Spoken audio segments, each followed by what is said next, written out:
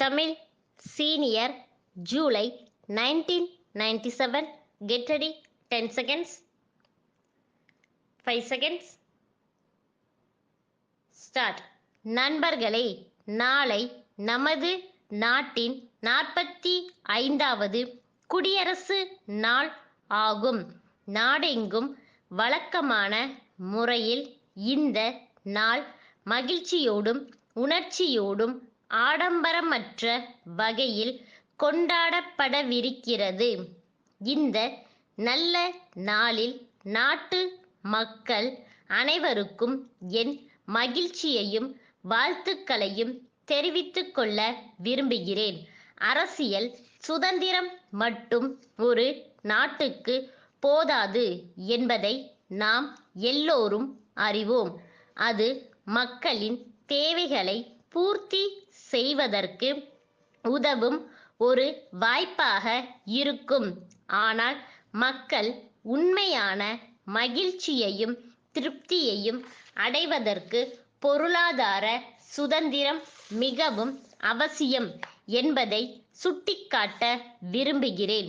பொருளாதார சுதந்திரத்தை பெறுவதற்காகத்தான் நாம் கடந்த பல ஆண்டுகளாக பாடுபட்டு வருகிறோம். தொழில் துறையிலும் விவசாய துறையிலும் முன்னேற்றம் காண்பதற்காக நாம் திட்டமிட்ட முறையில் முயற்சிகள் மேற்கொண்டு வந்துள்ளோம். பல 5 ஆண்டு திட்டங்களை தீட்டி அவைகள் வெற்றிகரமாக நிறைவேற்றப்பட்டுள்ளதையும் நாட்டு மக்கள் நன்கு அறிவார்கள். ஆனால் இத்திட்டங்களின் மூலம் மக்களுக்கு கிடைத்துள்ள நன்மைகள் பற்றி நாம் எண்ணி பார்க்கும்போது நமக்கு கவலையும் வருத்தமும் ஏற்படுகின்றன. இதற்கான காரணங்கள் என்ன? நாட்டில் சிலரிடையே பேராசையும் சுயநலமும் ஏற்பட்டுள்ளன.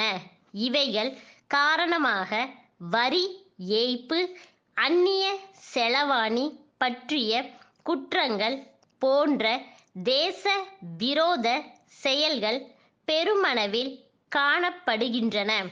இவை பற்றி அரசு தக்க நடவடிக்கைகளை மேற்கொண்டு வருகிறது என்பதை இந்த சமயத்தில் தெரிவித்துக் கொள்ள விரும்புகிறேன்.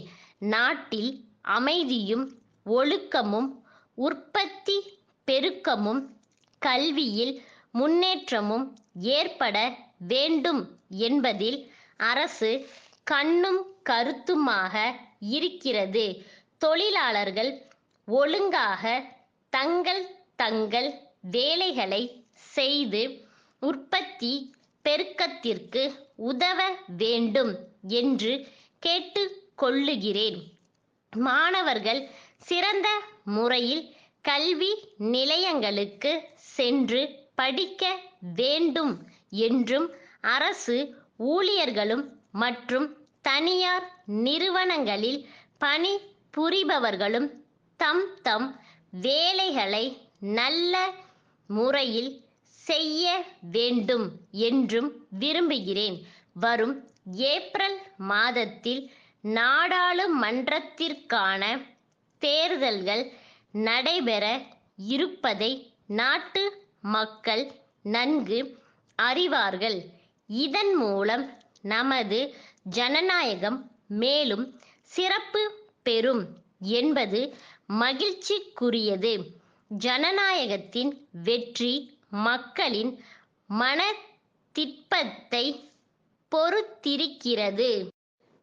தங்களுக்கு வேண்டிய அரசாங்கத்தை தேர்ந்தெடுக்கும் அதிகாரம் மக்களுக்கு மட்டுமே உண்டு. இந்திய மக்கள் தங்களுடைய அரசியல் முதிர்ச்சியை அவ்வப்போது நிரூபித்து வந்துள்ளனர். இந்த முறையும் நமது மக்கள் தங்களுடைய அரசியல் கடமையை சரிவர செய்வார்கள் என்று நம்புகிறேன். நமது நாட்டில் ஜனநாயக முறைகள் உறுதியாகவும் ஆழமாகவும் வேரூன்றி இருக்கின்றன என்பதில் ஐயமில்லை. பாரபட்சமற்ற முறை, நேர்மை ஆகியவற்றில் உயர்ந்த தரத்தை பின்பற்றுவதில் நமது தேர்தல் யந்திரம் பெரும் வெற்றியை பெற்றிருக்கிறது என்பதில் நாம் பெருமை கொள்ளலாம். சேலம் கண்ணன் கூட்டமைப்பின் மேலாளரிடமிருந்து கோவை ராமசாமி கூட்டமைப்புக்கு அனுப்பும் கடிதம். அன்புடையீர், வணக்கம். நாங்கள் சென்ற செப்டம்பர் மாதம் தங்களுக்கு அனுப்பிய மர சாமான்களுக்கான பணம் ரூபாய் 7,500 மற்றும் இரும்பு சாமான்களுக்கான பணம் ரூபாய் 3,000 இதுவரையில் செலுத்தப்படவில்லை என்பதை வருத்தத்துடன் தெரிவித்துக் கொள்ளுகிறோம்.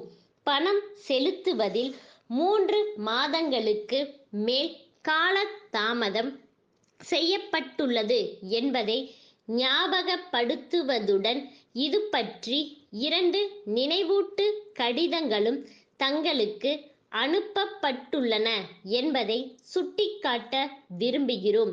வாடிக்கையாளர்கள் எங்களுக்கு சேர வேண்டிய பணத்தை அவ்வப்போது செலுத்தாவிட்டால் எங்கள் வியாபாரம் பெரிதும் பாதிக்கப்படும் என்பதை தாங்கள் அறிவீர்கள். தாங்கள் எங்கள் நிறுவனத்தின் நீண்டகால வாடிக்கையாளர் என்பதால் நாங்கள் இது பற்றி மேல் நடவடிக்கை எதையும் எடுக்க இயலாத நிலையில் இருக்கிறோம். எனவே மேலும் காலதாமதம் செய்யாமல் எங்களுக்கு சேர வேண்டிய நிலுவை பணத்தை உடனடியாக அனுப்பி வைக்கும்படி கேட்டுக்கொள்கிறோம். தங்கள் மேலான ஆதரவை தொடர்ந்து எதிர்பார்க்கிறோம். தங்கள் உண்மையுள்ள ஸ்டாப்.